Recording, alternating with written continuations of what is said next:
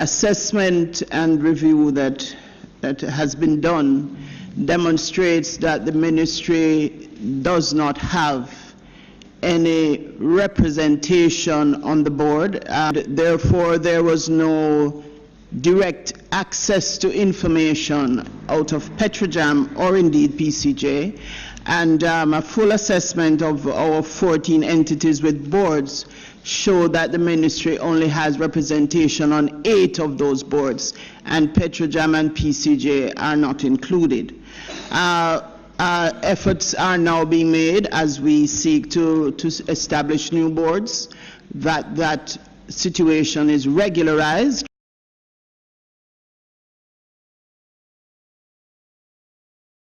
It is a fact that we have had to be asking for board minutes since I got there, and it is a fact that we haven't gotten the information.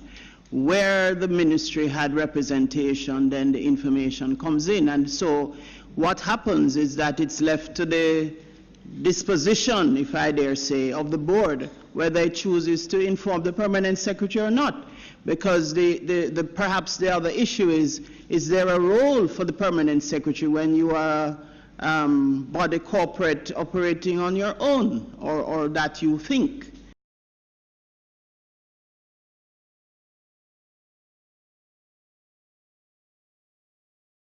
The Public Bodies Management and Accountability Act gives both boards and entities as well as the permanent secretary and the ministry responsibilities. The corporate governance arrangements, the FAA Act, and all of these things. So there are legal constructs that exist in Jamaica's public service for proper governance arrangement, effective and efficient government and governance operations. But what is missing, if I dare say, is where you ensure compliance and you deal with issues of sanctions for failure to comply.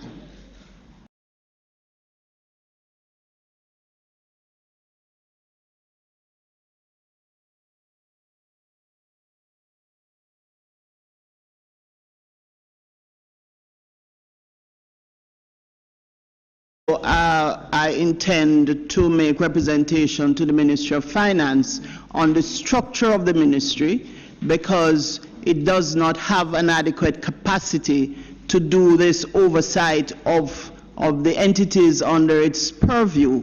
And, you know, it's one thing to have a responsibility, it's another thing to be enabled to carry it out.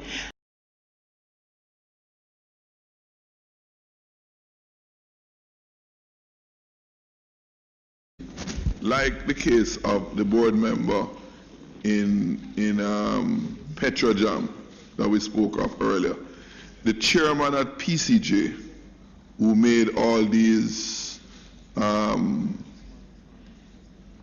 payments authorized, is he still the chairman of PCJ? As far as I'm aware, yes, sir. Mr. Chairman,